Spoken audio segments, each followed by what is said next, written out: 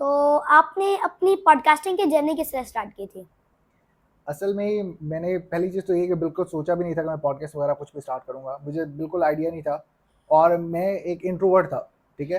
यानी कि ना तो लोगों के साथ मिलना, क्लास में अगर अगर वो कह दें कि ये सबक जो है वो सुनाओ क्लास में, मैं कहता था मुझे छोड़ दो, ठीक है? मुझे छोड़ दो, बेशक किसी और को बुला लो।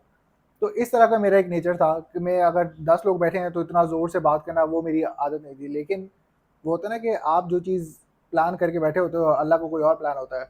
तो मेरे केस में सारी चीज़ें जो मैंने सोची थी ना मेरे से नहीं होंगी। अल्लाह ने कहा कि तुम्हारा रास्ता जो है वही है।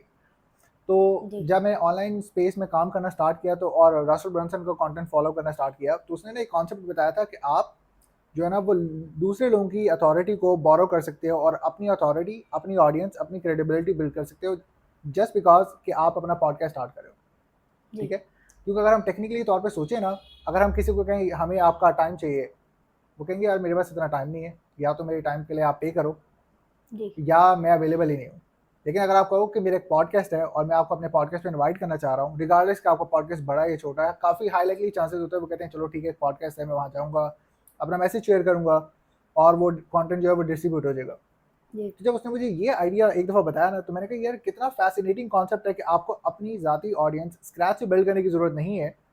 आप जी। किसी और की ऑडियंस बोरो कर सकते हो उसको पॉडकास्ट पे इनवाइट करके। सो वहाँ से मैंने कहा कि अब मुझे भी किसी तरीके से देखना है कि मैं किस तरह पॉडकास्ट स्टार्ट करूँ। तो जब मैंने पॉडकास्ट स्टार्ट किया, अगेन कोई प्रॉपर माइक नहीं है, जी। Lighting, no camera. हॉस्टल में मैंने स्टार्ट किया। मेरा फर्स्ट एपिसोड जो था वो मुझे अच्छे से याद है कि मैं मैट्रेस के ऊपर बैठा हूँ, उसके ऊपर तकिया रखा है, उसके ऊपर लैपटॉप रखा है और इस तरीके से स्टार्ट किया। जी। Because you always have to start imperfect, ठीक है? ताकि आप वहाँ से जो है परफेक्शन की तरफ स्लोली-स्लोली जाते जाओ। जी। अगर आपके पास कोई भी चीज़, आप ये समझ रहे हैं कि आपको परफेक्ट स्टूडियो चाहिए, परफेक्ट लाइट चाहिए, परफेक्ट माइक चाहिए, आपकी कम्युनिकेशन स्टिल परफेक्ट नहीं है, वो अभी जी। उस लेवल पे है नहीं। तो वहाँ से मैंने स्टार्ट किया और फिर स्लोली-स्लोली कुछ लोगों को इंटरव्यूज़ करने स्टार्ट किए, लेकिन वो ऑफ़िशियल पॉडकास्ट में मैंने उसको लेबल नहीं किया था। मैं अपने फेसबुक ग्रुप में लाइव कर रहा होता था इस तरीके से और जी। इंटरव्यूज़ कर रहा होता था।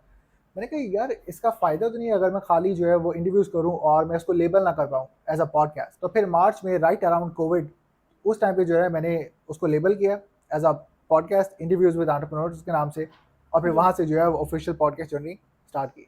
तो ये आई थिंक मार्च 2020 की बात है। तो अब ऑलमोस्ट जो है वो 4.5 साल हो गए। तो आपको सबसे बड़ा चैलेंज क्या आया था पॉडकास्टिंग जब आपने स्टार्ट की थी? सबसे पहला चैलेंज जो मुझे आया था ना वो ये कि आई वाज़ टू एक्साइटेड जब मेरे पास वो गेस्ट आता था जिसको मैंने बुक किया है।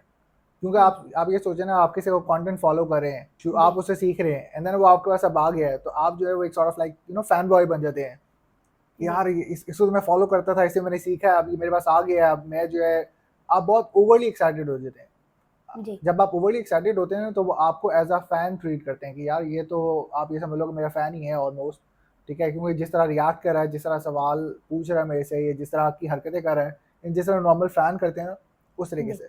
तो मेरे केस में भी इसी तरीके से था। जो मेरा पहला एपिसोड था, स्पेंसर मेकम है, वो काफ़ी हाई लेवल एफिलिएट मार्केटर है, ऑलमोस्ट $5 मिलियन उसने कमाए एज एन एफिलिएट किसी के जी। प्रोडक्ट्स प्रमोट करके। तो उसको मैं पहली दफ़ा पॉडकास्ट पे लेकर आया, इतना ज़्यादा एक्साइटेड था और आप ये समझिए कि मैं सारा टाइम मुस्कुरा रहा हूँ। सारा टाइम इतना खुश ये वो, और लिटरली मैंने सवाल में उससे ये पूछ लिया था कि बैकड्रॉप जो है ना ये असली है, ये नकली है?